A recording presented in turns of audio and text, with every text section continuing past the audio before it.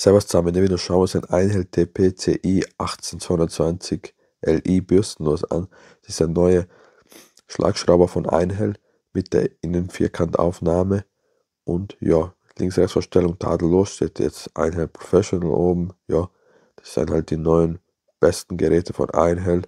Das unterscheiden ist auch schon 3 Kategorien. Das jetzt ist okay, das Spiel ist okay.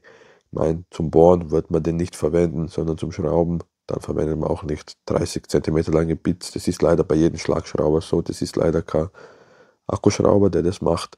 Sonst, wir sehen können es da, die Werte kurz 2900 Schläge pro Minute und 220 Newtonmeter. Die Bitaufnahme gefällt mir nicht. Ist halt normal, Standard, gefällt mir nicht.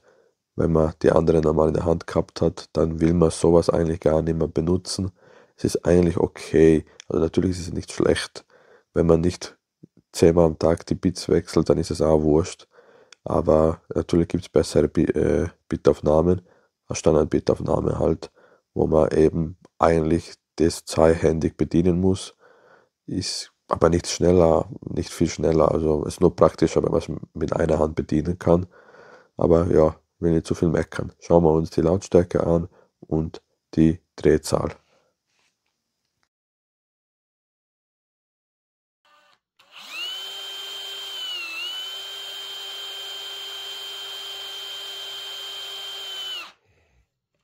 So, 1, go.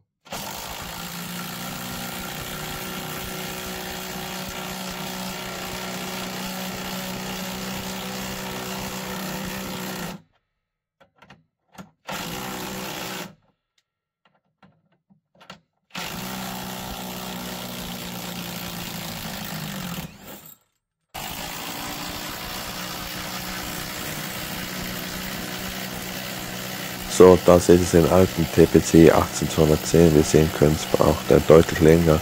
12,56 Sekunden. Ich habe es nicht gedacht, dass der neue so viel schneller sein wird. Also bin wirklich positiv überrascht, muss ich sagen.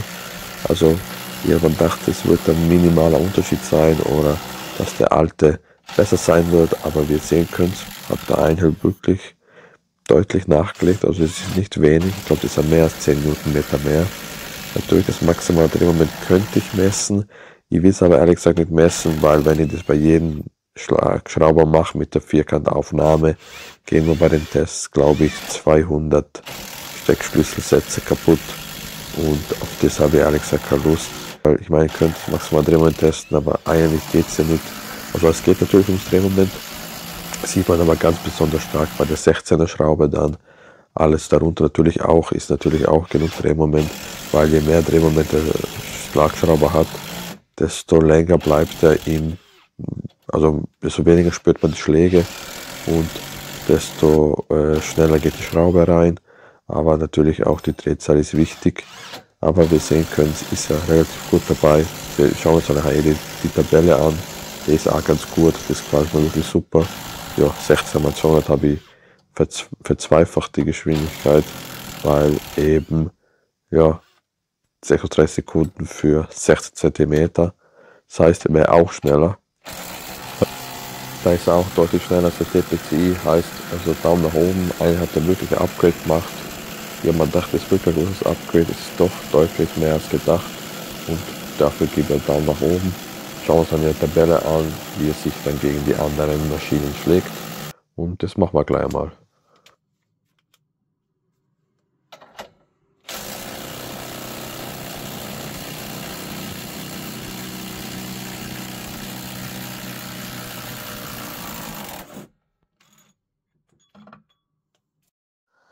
So, schauen wir uns nun die Tabelle an. Wir sehen können, ist er momentan, wenn ich mir das anschaue, von 8x160 kb sortiert, der 3. Platz, also schneller als der Metabo. Und das stimmt auch. Auch bei 6x160 ist er schneller als der Metabo. Er ist auch bei 8x220 minimal schneller. Und bei 10x160 ist er etwas langsamer. Und bei 12x160 auch. Was bedeutet das? Wahrscheinlich hat der Metabo doch nochmal ein bisschen mehr Drehmoment, aber ihm fehlt dann die Schlagzahl, also nicht die hohe Schlagzahl, die er hat. An dem wird es liegen. Sonst haben wir noch ja, die anderen Kollegen, Bosch Advanced Impact Drive, so wirklich ganz weit hinten, das sieht man, der 8x220er, ich meine, fast 4-mal so lang als der Einhell oder 3-mal so lang als der Metabo oder 3-mal auch wieder Einhell. Und das sind wirklich, also das ist wirklich schwach, genau wie der Makita 156 ist auch relativ schwach. Der Parkside ist relativ gut, ich weiß nicht, wieso es 9 Sekunden gebraucht hat. Für die 8x160er finde ich jetzt komisch im Nachhinein, aber wir schauen einen Einheit DPCI an und da ist er wirklich relativ zufriedenstellend. Dritter Platz, ich meine, ich habe nicht so viele getestet, aber er ist wirklich definitiv ein guter Akkuschrauber für jeden Hobby-Heimwerker.